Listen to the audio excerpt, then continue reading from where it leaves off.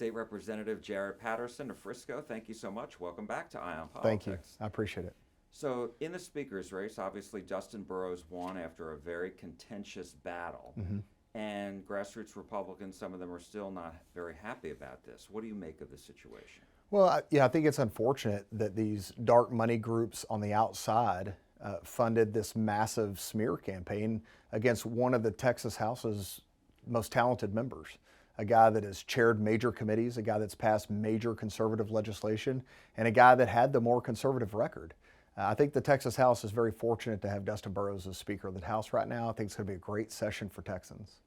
Can he unite Republicans in the House Republican caucus, and can they unite behind him? I believe so. Look, there are a handful of members that were elected just to burn the House down. I mean, just let's be honest about it. There are some here only to burn the House down. What do you mean? Well, I mean that there's some members that got elected to come here and to play spoiler. They don't care about passing policy. They may not even file many bills. They're simply here to fight those of us that are trying to get the policy done. And so, but the good news is that that's very few members in total. Most members are here to represent their communities, to vote their conscience, to vote their districts, and they want to pass good policy that's going to help the people that they represent. And those are the people that we're focused on. I do believe that policy brings us together. That's what brings the House and the Senate together. It's what brings us together with the governor's office too. And so I think ultimately that's what's going to happen this session. And the lieutenant governor, the attorney general, the Texas GOP chair have come out since Burrows was elected and said Democrats got him elected. I mean, the fact is more Democrats voted for him than Republicans. How concerned are you that that may keep legislation from getting passed or the House getting along with the Senate? Well, let's be very clear. David Cook's vanity project in running for Speaker, when he knew he had no pathway to become Speaker, he knew that he couldn't get within 20 votes of winning the election. He should have never taken it to the floor, period, the end. We shouldn't have even had the vote on that because he had no pathway to get there.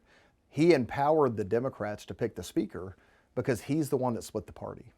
And so that's that situation. What I will tell you from a policy perspective is that Democrats did not vote for Dustin Burrows because they preferred his policy outcomes.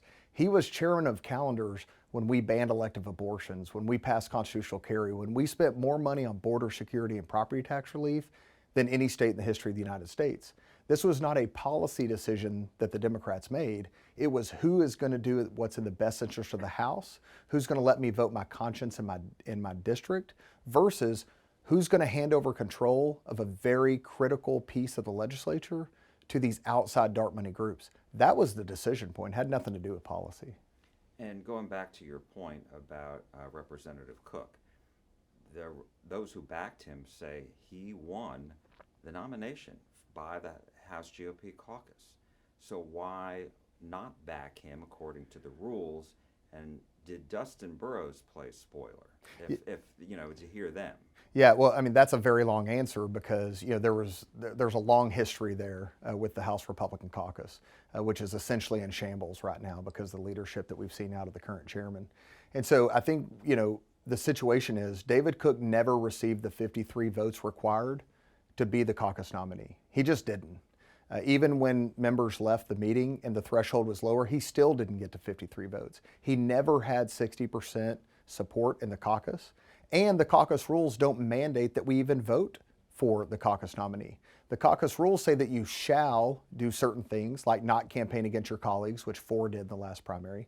But when it comes to voting for the endorsed caucus nominee, it says that you should vote for the caucus nominee. And that's because the folks that wrote the rules in the House Republican caucus envisioned a process where, there may be someone that can get a certain amount of support in the caucus, but would be unacceptable to members of the House.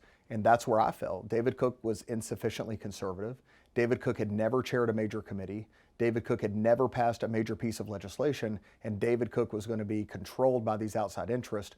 To me, all of that was unacceptable. So going forward, how do you envision things going? I mean, is this going to be a combative session in the House among Republicans? Well, it's always a combative session. We are the Texas House. There's 150 members from all across the state of Texas, very diverse districts, very diverse sets of policy goals. even within the Republican Party. I mean, most of our divide is not necessarily on what's more conservative or not. Most of our divide are things like urban versus rural, water issues, education funding issues, those sorts of things. So the House is always contentious because there's a lot of us. We're the closest to the people, and we're the ones that are out there listening to the people in our districts and trying to represent them the closest. And so I think it's always that way.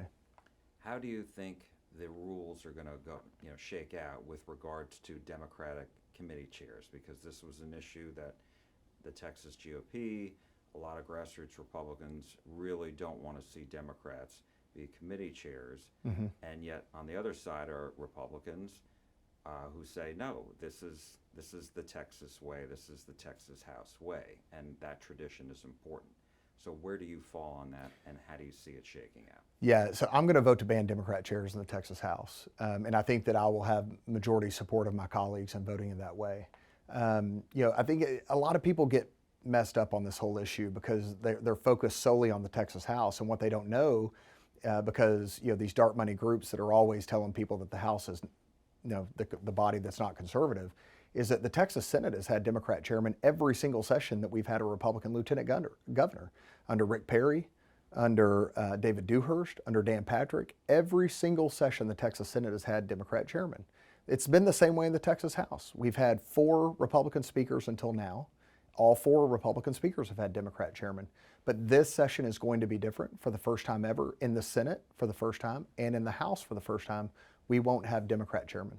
I did have one other question. That was just about what the Attorney General has said, what the GOP chair has said about possibly people who supported Burrows for Speaker may face primary challenges next year. How concerned are you about that? Well, look, I mean, that's part of the process. That's what we sign up for. You get 2 years to do this job. That's all you get. And then you got to run for re-election. And so, if we're not doing what our people back home want us to do, then they'll primary us. And, some of us have been working really hard to get our name ID up, to do what's in the best interest, to have a very conservative voting record, to pass meaningful legislation, and to fundraise and be prepared for those things. So I'm very confident in my abilities, should I choose to seek re-election, which I'm sure I will, to be able to make it back for the next legislative session.